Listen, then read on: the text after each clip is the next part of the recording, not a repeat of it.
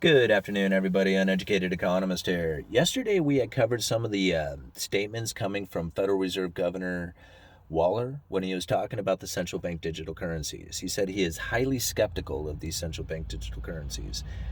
And I went and read the speech that he had given talking about the matter, and this is a really good speech. If you guys got the opportunity to take a moment and read it, I'll leave a link down in the description for you guys. It's not very long at all, and he covers pretty much every argument or positive point made for a central bank digital currency.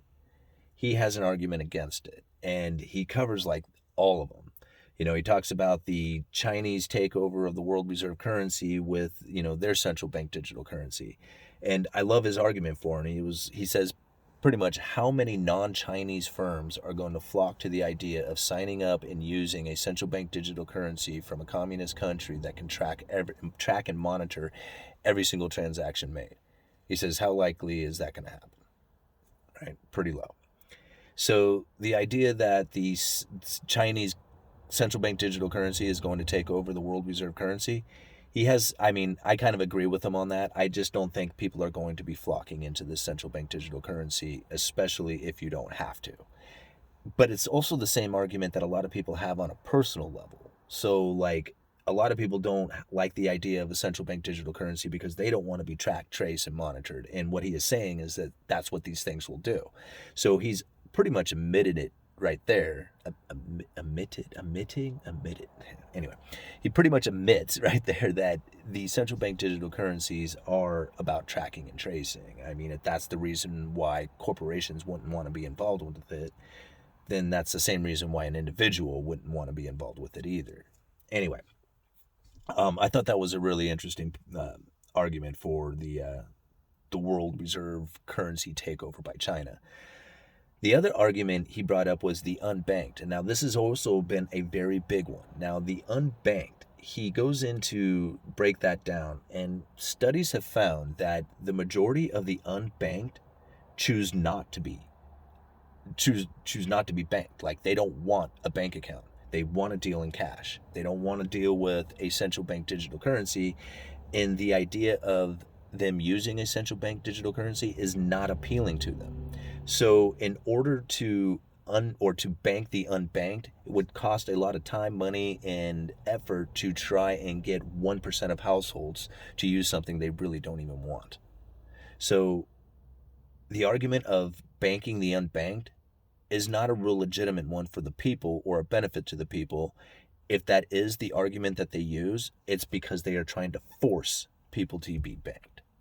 Because the unbanked right now, according to what Waller is saying, are choosing not to have a bank account, and that even surveyed said we don't want to be involved with the central bank digital currency. So that's something also interesting to think about. Is just like, why are they pushing to bank the unbanked unless they are trying to force the unbanked to be banked, right? Okay. Anyway, moving on. Now, there's, like I said, he has a lot of stuff that he brings up inside of this speech. I found this part right here because he's talking about the payment services. And this is something that I found very interesting inside of this speech because I have been under the impression that the central bank digital currencies is about taking interest rates negative.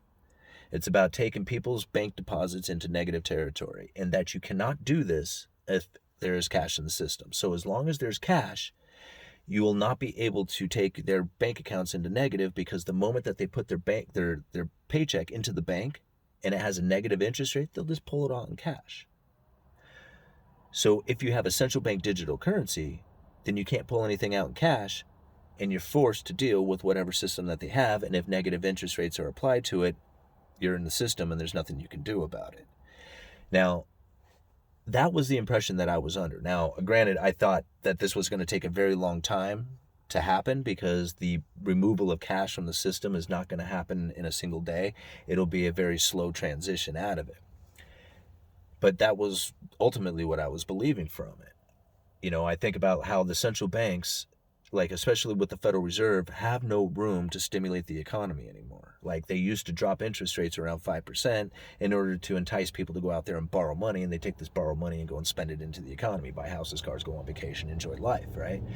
But now the central bank can't drop interest rates down 5% because they've hit the lower bound. So now they're reliant on the fiscal stimulus, meaning that the government has to go and spend money or stimulate or do infrastructure programs or whatever it is, and the Federal Reserve will facilitate that by buying up the treasuries.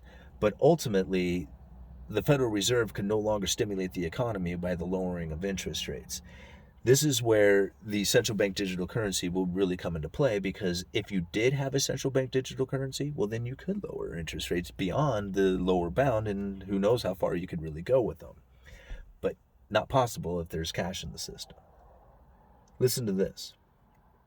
The question is how a CBDC would affect the markup charged by banks for a variety of payment services. The markup that a firm can charge depends on the market power and thus the degree of competition it faces. Introducing a CBDC would create additional competition in the market for payment services. Because the general public could use CBDC accounts to make payments directly through the Federal Reserve, that is, a central bank digital currency would allow the general public to bypass the commercial banking system.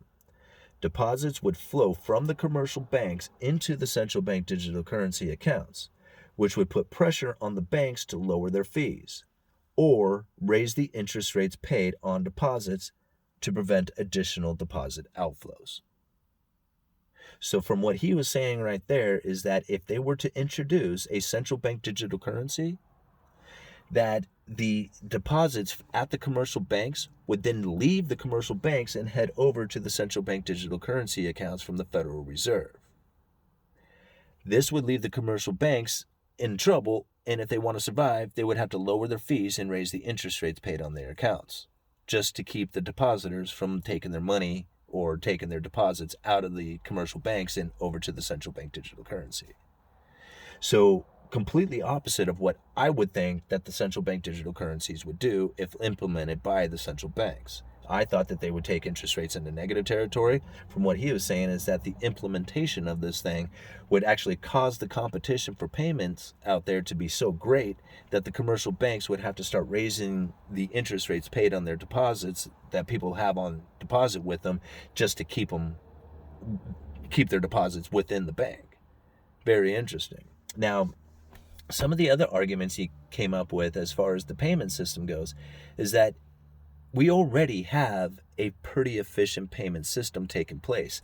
Although it is clunky and somewhat inefficient, it is being worked on as far as providing more instantaneous transactions that are cheaper with more competition out there. He brings up like the FedNow account, for example.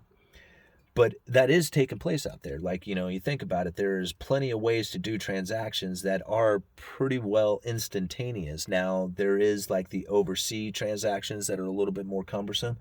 But again, he brings up the point that all these things are being worked on. And then he said, on top of that, you have things like stable coins. And like the idea of a stable coin can provide the functionality of a central bank digital currency could do.